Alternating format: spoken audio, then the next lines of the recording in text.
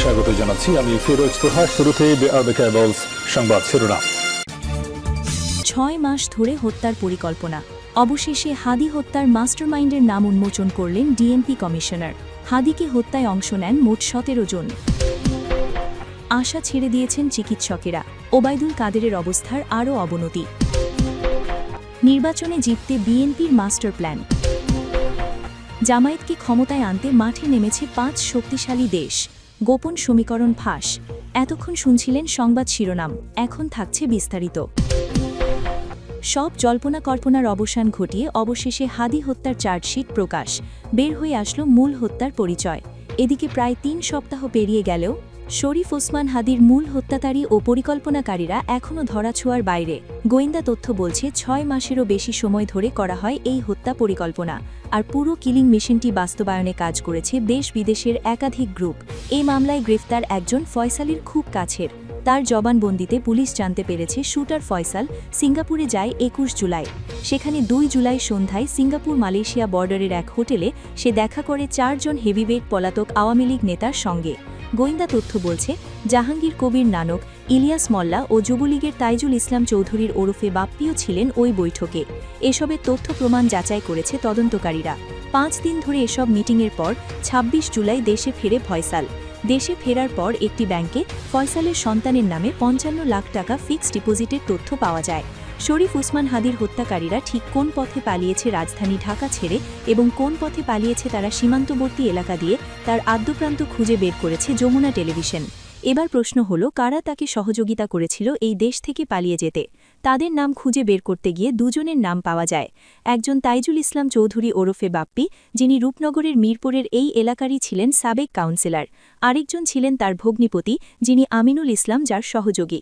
আমাদের প্রশ্ন, এই মুহূর্তে তারা দুজন কোথায় এবং কিভাবেই তারা সহযোগিতা করলেন তাদেরকে পালিয়ে যেতে? এলাকাবাসীরাই বা কী বলেন? ঢাকা মহানগর উত্তর যুবলীগের সাংগঠনিক সম্পাদক ও রূপনগরের সাবেক কাউন্সিলর তাইজুল ইসলাম বাপ্পির অফিসে গিয়ে দেখা যায় এখন এই অফিস অন্যদের দখলে। এলাকাদাসী ও ভবনের দায়িত্বে থাকা কেউ দিতে পারেনি তাইজুল ইসলাম বাপ্পির সঠিক কোনো অবস্থানের তথ্য। বাপ্পির বাড়িতে গিয়ে পাওয়া যায় তার ছোট ভাইকে। যমুনা টিভিকে তিনি নিশ্চিত করেন বাপ্পির শেষ লোকেশন ছিল দুবাই। এরপর আর যোগাযোগ হয়নি তাদের সাথেও। ৫ আগস্টের পর বেনাপোল সীমান্ত দিয়ে বৈধ পথেই দেশ ছাড়ে বাপ্পি।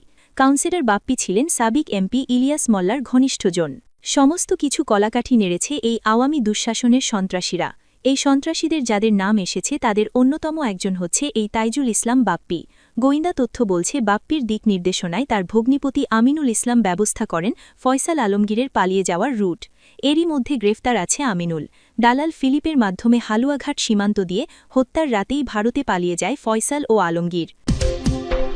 নেট দুনিয়ায় কিংবা খবরের শিরোনামে সবসময় নিজেকে আলোচিত রাখতেন যিনি, তিনি নিষিদ্ধ দল আওয়ামী লীগের সাধারণ সম্পাদক ও সেতুমন্ত্রী ওবায়দুল কাদের। নিয়মিতই বিরোধী দলের সদস্যদের নিয়ে কটাক্ষ এবং নানা হাস্যরস পড়ে সবসময় নিজেকে জাহির করে বেড়াতেন তিনি। কিন্তু সময় বদলেছে। জুলাই আন্দোলনে শেখ হাসিনার দেশ ছেড়ে পালানোর পর থেকে তিনি কেবল একবারই ভারতের গণমাধ্যমে নিজের করুণ পরিণতির বিষয়টি স্বীকার করেছেন। এরপর থেকেই যেন কোনো খোঁজ মিলছিল না তার। কিন্তু আবারও আলোচনায় এলেন তিনি। তবে এবার আর আগের মতো নয়, বরং গুরুতর অসুস্থতায় হাসপাতালে ভর্তি হয়েছেন এমন খবর মিলেছে তার। ৭৬ বছর বয়সী ওবায়দুল কাদেরের শারীরিক অবস্থা বেশ সংকটপূর্ণ। বার্ধক্যজনিত একাধিক অসুস্থতার কারণে বেশ কিছুদিন ধরে শয্যাশায়ী ছিলেন ওবায়দুল কাদের। তবে ২ জানুয়ারি হঠাৎই তার শারীরিক অবস্থার অবনতি হলে তাকে কলকাতার বাইপাসের কাছে অ্যাপোলো হাসপাতালে নিয়ে যাওয়া হয়েছিল। এরপর সেখানে তাকে ভেন্টিলেশনে নেওয়া হয়েছিল। তবে চিকিৎসকেরা জানিয়েছেন তিনি এতটাই দুর্বল যে নতুন করে কোনো ধরনের চিকিৎসা নিতে পারছেন না। তাই হাসপাতাল সূত্রে জানানো হয়েছে এই সংকটপূর্ণ অবস্থায় পরিবারের সিদ্ধান্তে তাকে কলকাতা নিউটাউনের বাড়িতেই ফিরিয়ে নেওয়া হবে। আর সেই বাড়িতে চিকিৎসক ও লাইফ সাপোর্ট সহ নানা চিকিৎসা সুবিধার মাধ্যমে তাকে রাখা হবে। যদিও তার ঠিকানা কলকাতার নিউটাউনের ঠিক কোথায় এটা নিয়ে এখনও ধোঁয়াশা রয়েছে। এছাড়াও তিনি দীর্ঘদিন ধরে হৃদরোগে ভুগছেন। ২০১৯ সালের মার্চে শ্বাসকষ্ট নিয়ে হাসপাতালে ভর্তি হলে তার হৃৎপিণ্ডের রক্তনালীতে ৩টি ব্লকও ধরা পড়ে। এর মধ্যে একটি ব্লক স্ট্যান্ডিংয়ের মাধ্যমে অপসারণ করা হলে তার অবস্থার বেশ উন্নতি হয়। পরে আবার অবনতির দিকে গেলে সেই সময় ভারতের খ্যাতনামা কার্ডিয়াক সার্জন দেবীপ্রসাদ শেঠি ঢাকায় এসে কাদেরকে দেখে গিয়েছিলেন। এরপর তাকে সিঙ্গাপুর নেওয়া হলে সেখানে প্রায় ৪ মাস চিকিৎসার পর সুস্থ হয়ে ফিরেছিলেন তিনি।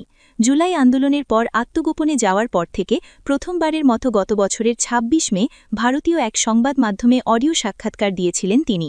যদিও সেখানেও তিনি দাবি করেছিলেন যে তিনি বা তার দল কোনো দোষ করেননি, তাই কোনোভাবেই আবার ক্ষমতায় না আসা পর্যন্ত কোনো ধরনের ক্ষমার বিবৃতি তিনি দেবেন না। পৃথিবীর বুকে এমন কিছু সুপার পাওয়ার বা শক্তিশালী দেশ রয়েছে যারা আনঅফিসিয়ালি বা লোকচক্ষুর অন্তরালে চায় বাংলাদেশের রাষ্ট্র ক্ষমতায় বড় ধরনের পরিবর্তন আসুক। আরও সুনির্দিষ্ট করে বললে তারা চায় আগামীতে বাংলাদেশের মসনদে বসুক বাংলাদেশ জামায়াতে ইসলামী। অবাক হচ্ছেন, ভাবছেন এটি কি কোনো ষড়যন্ত্র তত্ত্ব নাকি বাস্তবের কোনো গভীর খেলা? এই ভিডিওতে আমরা প্রমাণসহ দেখিয়ে দেব বিশ্বের কোন ৫টি প্রভাবশালী দেশ এখন জামায়াতে ইসলামীকে ক্ষমতায় আনার জন্য উঠে পড়ে লেগেছে এবং নেপথ্যে তারা কি ভয়ঙ্কর সব তৎপরতা চালাচ্ছে। তাদের কূটনৈতিক চাল এবং গোয়েন্দা রিপোর্টগুলো বিশ্লেষণ করলে এমন কিছু তথ্য বেরিয়ে আসে যা আপনার চিন্তার জগৎকে ওলটপালট করে দেবে। পাকিস্তান, তুরস্ক কিংবা চীনের মতো দেশগুলোর পাশাপাশি এমন একটি দেশের নাম এই তালিকায় রয়েছে যা শুনলে আপনি হয়তো নিজের কানকেও বিশ্বাস করতে পারবেন না। চলুন একে একে সে দেশগুলোর মুখোশ উন্মোচন করা যাক। বাংলাদেশের রাজনীতি এখন আর শুধু ঢাকা শহরের রাজপথে সীমাবদ্ধ নেই, এটি এখন আন্তর্জাতিক দাবার বোর্ডের একটি গুরুত্বপূর্ণ অংশ। বিভিন্ন দেশের গোয়েন্দা সংস্থা এবং কূটনৈতিক মিশনগুলোর সাম্প্রতিক কর্মকাণ্ড পর্যবেক্ষণ করলে দেখা যায় তারা একটি নির্দিষ্ট দলের প্রতি তাদের সমর্থন ও আগ্রহ প্রকাশ করছে, আর সেই দলটি হল বাংলাদেশ জামায়াতে ইসলামী। কিন্তু প্রশ্ন হল কেন এই পরাশক্তিগুলো হঠাৎ করে জামায়াতকে ক্ষমতায় দেখতে চাইছে? পশ্চিমা বিশ্বের কূটনৈতিকরা যেভাবে জামায়াত নেতাদের সঙ্গে বৈঠক করছেন তা ভিন্ন বার্তা দিচ্ছে। যুক্তরাজ্য, জার্মানি, ফ্রান্স সহ ইউরোপীয় দেশগুলোর হাই কমিশনাররা জামায়াতের সঙ্গে যোগাযোগ রাখছেন এবং ভারতীয় বিশ্লেষকেরা মনে করছেন এর নেপথ্যে রয়েছে যুক্তরাষ্ট্রের ভূ-রাজনৈতিক স্বার্থ। পাকিস্তান, তুরস্ক, মিশর, চীন এবং যুক্তরাষ্ট্র এই ৫টি দেশ ভিন্ন ভিন্ন স্বার্থ নিয়ে একটি জায়গায় এসে মিলেছে, আর সেই জায়গাটি হল বাংলাদেশ জামায়াতে ইসলামীর উত্থান। আগামী ২০২৬ সালের নির্বাচনকে ঘিরে এই আন্তর্জাতিক খেলা আরও তীব্র হবে।